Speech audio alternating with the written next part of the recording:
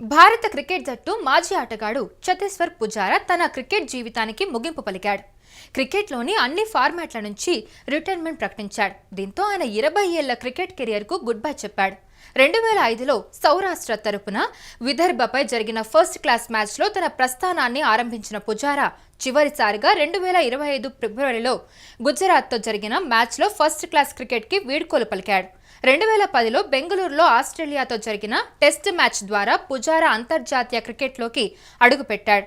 2013లో జింబాబ్వేపై one day అరంగేట్రం చేశాడు. అయితే ఆయన వన్డే కెరియర్ ఎక్కువ కాలం నిలవలేదు. కానీ టెస్ట్ క్రికెట్లో మాత్రం దశాబ్దానికి పైగా భారత్ తరపున కీలక ఆటగాడిగా రాణించాడు. పుజారా మొత్తం 103 టెస్టులు ఆడి 43.60 సగటుతో 7,195 పరుగులు చేశాడు. ఇందులో 19 సెంచరీలు, 35 అర్ధ సెంచరీలు, 3 డబుల్ సెంచరీలు ఉన్నాయి. 5 వన్డేల్లో కేవలం 51 పరుగులు మాత్రమే చేశాడు.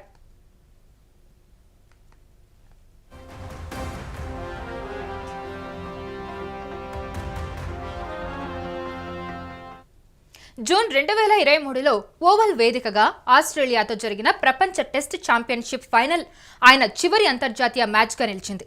అయితే పుజారా స్వదేశంలోనే కాక విదేశాల్లోనూ అనేక కీలక విజయాల్లో ప్రధాన పాత్ర పోషించాడు.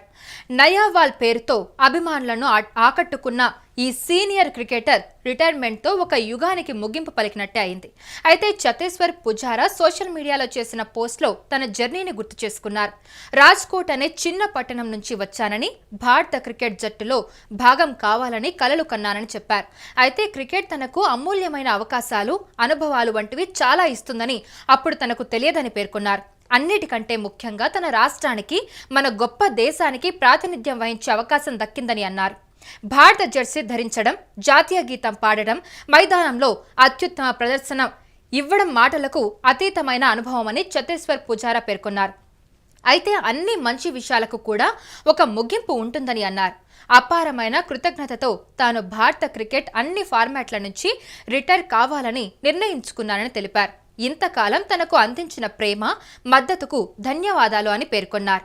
బీసీసీఐ, సౌరాష్ట్ర క్రికెట్ అసోసియేషన్తో పాటు తాను ప్రాతినిధ్యం వహించిన అన్ని జట్లు, ఫ్రాంచైజీలు, కౌంటీలు తనకు అందించిన మద్దతుగా ధన్యవాదాలు తెలిపారు.